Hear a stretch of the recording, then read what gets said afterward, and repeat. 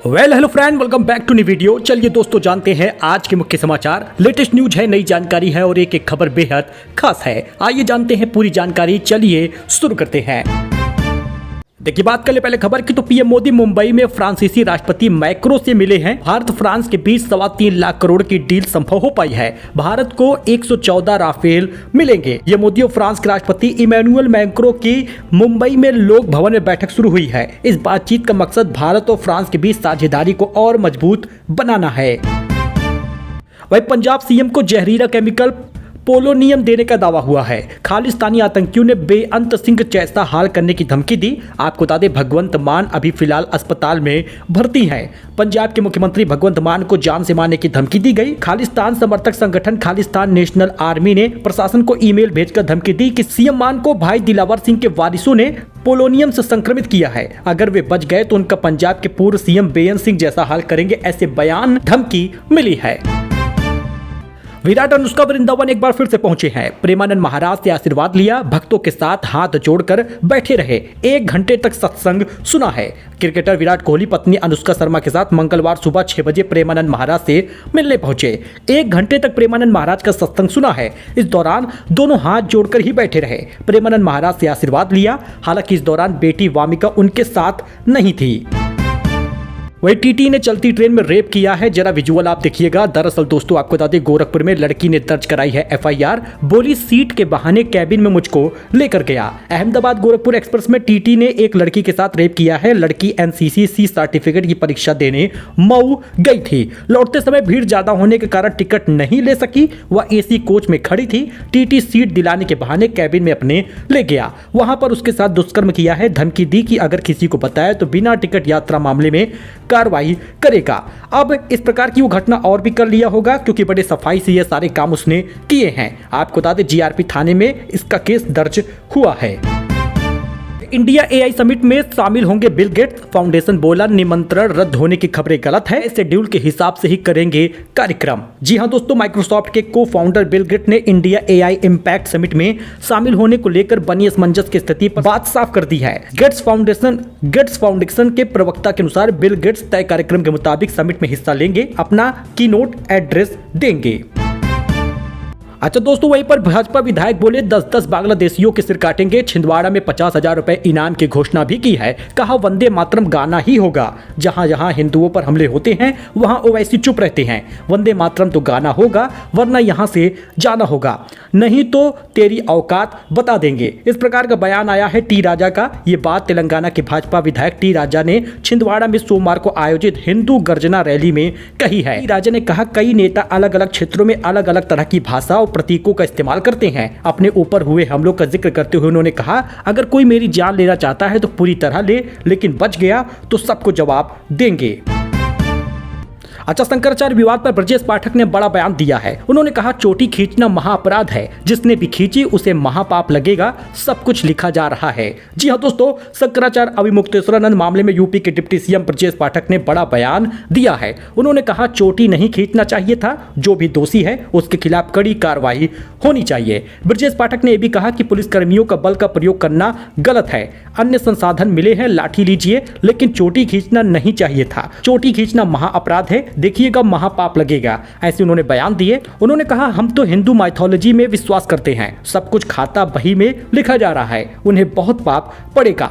Brajesh Pathak times now conclave में बोल रहे थे। उनसे माघ मेले में मौनी अमावस्या पर शंकराचार्य मुक्तेश्वरानंद के साथ हुए विवाद पर सवाल किया गया। हालांकि उन्होंने शंकराचार्य का नाम तो नहीं लिया। डिप्टी सिंह ने बयान दिया कि ब्राह्मणों की नाराजगी के बीच डैमेज कंट्रोल करने की कोशिश के तौर पर देखा जा रहा है। फिलहाल आपको बता दें कि इस प्रकार का बयान आया है ब्रजेश पाठक की तरफ से। आपका क्या रिएक्शन है, कमेंट करिएगा। वही द केरल स्टोरी 2 का ट्रेलर हो गया है रिलीज। 3 राज्यों की 3 कहानियां होंगी। प्यार के नाम पर धर्मांतरण। 27 फरवरी को रिलीज हो रही है फिल्म। The Kerala story 2 goes beyond का ट्रेलर रिलीज हो गया है। 3 मिनट 27 सेकंड का यह ट्रेलर पहले पार्ट से ज्यादा गंभीर और इंटेंस नजर आता है। इसमें 3 अलग अलग राज्यों में धर्मांतरण से जुड़ी कहानियों को दिखाया गया है। यह फिल्म 27 फरवरी को सिनेमा घरों में फिलहाल रिलीज होगी।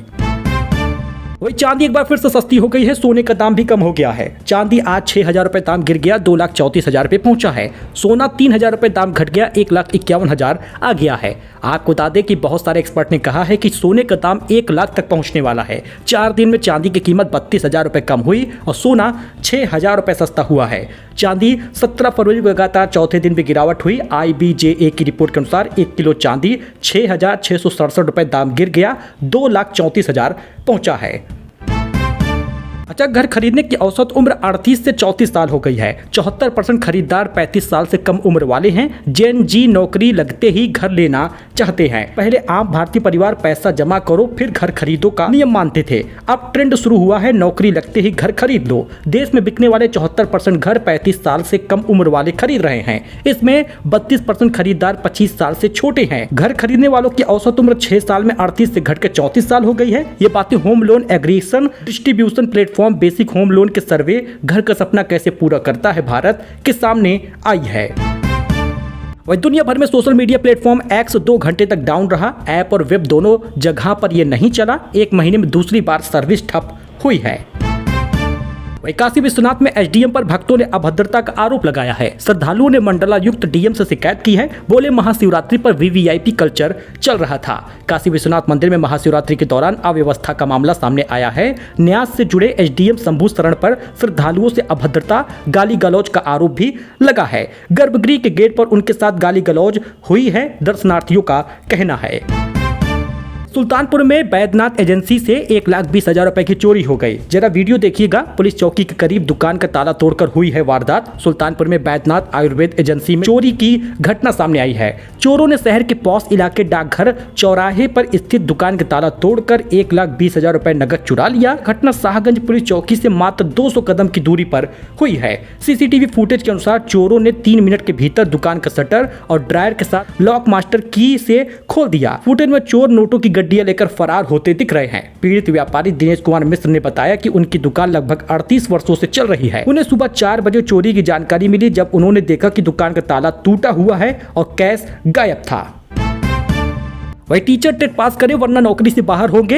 हरियाणा सरकार के आदेश के बाद यूपी के 1,86,000 टीचर टेंशन में हैं। हरियाणा सरकार के आदेश ने यूपी के बिना टेट पास 1,86,000 शिक्षकों की टेंशन बढ़ा दी है। हरियाणा में राज्य के टीचर्स को मार्च 2027 तक HTET पास करना होगा। ऐसा आदेश 16 फरवरी को वहां की सरकार ने दिया था। अब परीक्षा पास न करने वालों को नौकरी से बाहर जाना होगा। वही उत्तर प्रदेश में राशन योजना को लेकर बड़ा अपडेट आया है। फरवरी महीने का राशन आपको 26 फरवरी तक मिलेगा। अगर आप अभी तक राशन नहीं लिए तो ले लीजिए, क्योंकि गेहूं चावल इस बार दिया जा रहा है। खास बात यह है कि अगर आपके पास गुलाबी वाला राशन कार्ड है तो आपको एक फ्री गैस सिलेंडर यूपी सरकार होली से पहले दे रही है। 20 फरवरी से इसका आवेदन शुरू हो चुका है। आप गैस सिलेंडर बुक करते हैं, अपने पैसे का ही गैस सिलेंडर लेना होगा, लेकिन यूपी सरकार इन राशन कार्ड धारकों को फ्री गैस सिलेंडर दे रही है। 553 रुपए यूपी सरकार खाते में पैसा डालेगी, 300 रुपए केंद्र सरकार खाते में पैसा डालने वाली है। तो अगर आपको भी फ्री गैस सिलेंडर चाहिए फ्री राशन के साथ, तो आप अभी से ही गैस सिलेंडर बुक कर ले, जिससे आपको होली से पहले गैस सिलेंडर मिले और बिल्कुल फ्री होगा। हालांकि पहले अपने पैसे का ही लेना है। 10 दिन के अंदर खाते में सब्सिडी में पैसा आपका वापस आ जाएगा। तो दोस्तों, ये छोटा अपडेट था, नई जानकारी थी, लेटेस्ट न्यूज था। बाकी मिलते हैं नई जानकारी के साथ नए वीडियो में। पेंशन योजना को लेकर कोई भी कंफ्यूजन हो तो कमेंट करिएगा, उसमें भी आपको रिप्लाई दे दिया जाएगा। फिलहाल के लिए इतना ही, धन्यवाद।